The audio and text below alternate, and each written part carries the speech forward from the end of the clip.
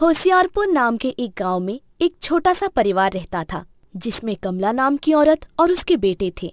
अपने पति के अचानक मृत्यु के बाद घर का सारा कामकाज कमला पर ही आ गया था।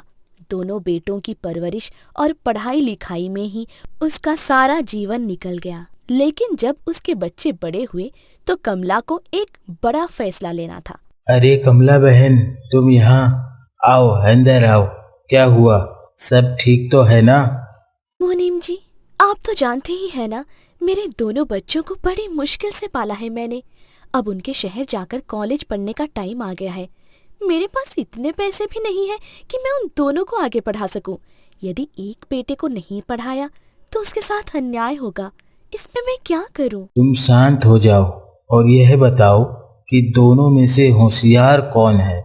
मेरा राहुल ज्यादा होशियार है। यूं तो रोहित भी ठीक ठाक पढ़ लेता है, मगर राहुल पढ़ने में ज्यादा अच्छा है। अच्छा, राहुल दोनों में से बड़ा है और होशियार भी। तुम उसे शहर पढ़ने के लिए भेजो और रोहित को अपने पास ही रखो। मेरी जान पहचान में एक हलवाई के यहाँ नौकरी खाली है, मैं उसे वहाँ पर लगवा दूंगा। मुनीम की बात सुनकर कमला को तसल्ली मिलती है। वो राहुल को शहर पढ़ने के लिए भेजती है और रोहित को हरिया हलवाई के यहाँ नौकरी करने के लिए लगा देती है। रोहित को ना पढ़ पाने का अफसोस तो बहुत था, मगर अपने घर के हालात भली भांति जानता था, इसलिए उसने आगे पढ़ने की बिल्कुल भी जिद नहीं की। ऐसे ही दिन बीतते चले गए और 3 साल बाद राहुल को एक बड़ी फूड कंपनी में सीनियर मैनेजर की नौकरी मिल जाती है। माँ, मिठाई खाओ। मुझे एक बड़ी फूड कंपनी में मैनेजर की नौकरी मिल गई है, जो कि 5 स्टार होटल है। अरे वाह भैया, 5 स्टार होटल में तो बहुत अच्छी तनख्वाह मिलेगी। हाँ माँ, धीरे धीरे हम सब शहर में ही रहने लग जाएंगे। कुछ दिन बाद राहुल का प्रमोशन जूनियर से सीनियर लेवल पर हो जाता है और वो रोहित और कमला को शहर ले जाता है। माँ, कल मेरे बॉस डिनर के लिए आ रहे हैं और मैंने उन्हें बताया है कि मैं अपने पूरे परिवार को यहाँ ले आया हूँ, तो वो बहुत खुश होंगे। अरे वाह, आखिर हम भी तो मिले आपके बॉस से। मगर माँ, तुम तो बीमार रहती हो, तो फिर खाना कौन बनाएगा?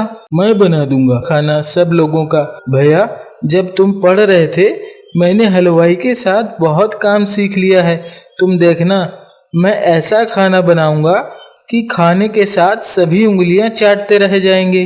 बॉस 5 स्टार होटल के मालिक हैं, खाना उसी के हिसाब से होना चाहिए। आप ये सब बात की जरा भी टेंशन ना लो भैया, बस काम पर ध्यान दो। देखना, खाना खाते ही आपकी डबल प्रमोशन पक्की। अगले दिन रोहित खूब मन लगाकर बहुत सारा स्वादिष्ट खाना बनाता है। भैया, लगता है आपके बॉस आ गए हैं, मैं दरवाजा खोलता हूँ। नहीं भाई, तुम रहने दो। बॉस क्या सोचेंगे कि कैसे कपड़े पहने हैं उसके भाई ने। मैं खोलता हूँ दरवाजा। और सुन, तू अंदर ही रहना, ज्यादा बाहर निकलने की जरूरत नहीं है।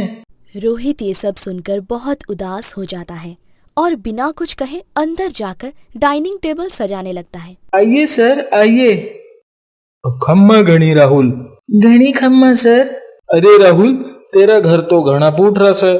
तेरी माँ और भाई कहाँ है? मैं अभी मिलवाता हूँ सर। माँ, ओ माँ, देखो बॉस आए हैं। कैसे हैं आप? यहाँ राहुल, उसकी माँ और उसके बॉस एक दूसरे से बात कर रहे थे और वहाँ रोहित खाने की तैयारी में लगा था। थोड़ी देर बाद सब डाइनिंग टेबल पर खाने के लिए आए। टेबल को सजा हुआ देखकर बॉस बहुत खुश होता है। एक साइड चम्मच और दूसरी साइड फोर्क और टेबल क्लॉथ, सब कुछ एकदम परफेक्ट था। I hope you like the food sir. It's amazing. किसने बनाया है? वो मेरे छोटे बेटे रोहित ने। अरे राहुल, तूने तो बोला रोहित घर पर ही नहीं है, तूने मुझे मिलवाया नहीं उससे। सर, वो खाना बनाने में बिजी था ना, इसलिए। रोहित बेटा, जरा बाहर तो आ। रोहित हिचकिचाता हुआ बाहर आता है। वाह बेटा, खूब चोखा खाना बनाया है तूने तो। कहीं कुकिंग का कोर्स किया था क्या? हाँ हाँ, नहीं नहीं सर, ये तो हमारे गांव में छोटे हलवाई के यहाँ नौकर था, इसलिए थोड़ा बहुत बना लेता है। अपने भाई के मुंह से ये सुनकर रोहित फिर से दुखी हो जाता है और खाना खाने के लिए बैठ जाता है। जाने से पहले राहुल के बॉस रोहित को एक ऑफर देते हैं। कमला जी, अगर आप बुरा न माने तो एक बात कहना चाहूंगा।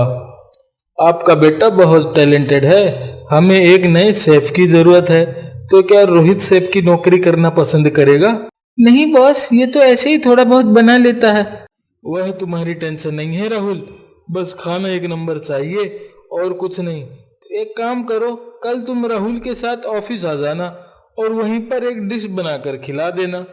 रोहित ये सुनकर बहुत खुश हो जाता है, मगर राहुल को ये बात बिल्कुल भी पसंद नहीं आती।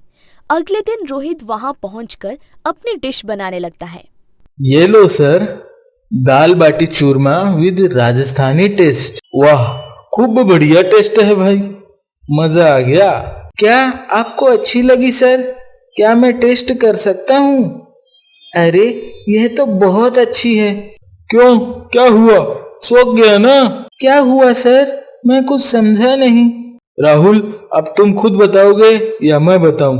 वो रोहित, मैंने किचन के दूसरे शेफ को तुम्हारी डिश में ज्यादा नमक व मिर्च डालने के लिए कहा था, ताकि खाना अच्छा नहीं बने और तुम्हें यहाँ नौकरी न मिले। और यह बात करते हुए कमला बहन ने तुम्हें फोन पर सुन लिया था और मुझे पहले ही इन्फॉर्म कर दिया।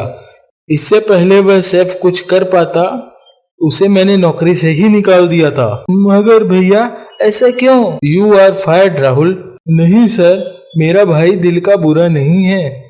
सर ऐसा मत कीजिए, आप उसे नौकरी से मत निकालिए। देखा राहुल, तुमने क्या क्या नहीं किया, मगर तेरा भाई तुमसे कितना प्यार करता है। I am sorry sir, I am sorry Rohit. इस तरह राहुल को अपनी गलती का एहसास हो जाता है और वो दोनों हंसी खुशी रहने लगते हैं।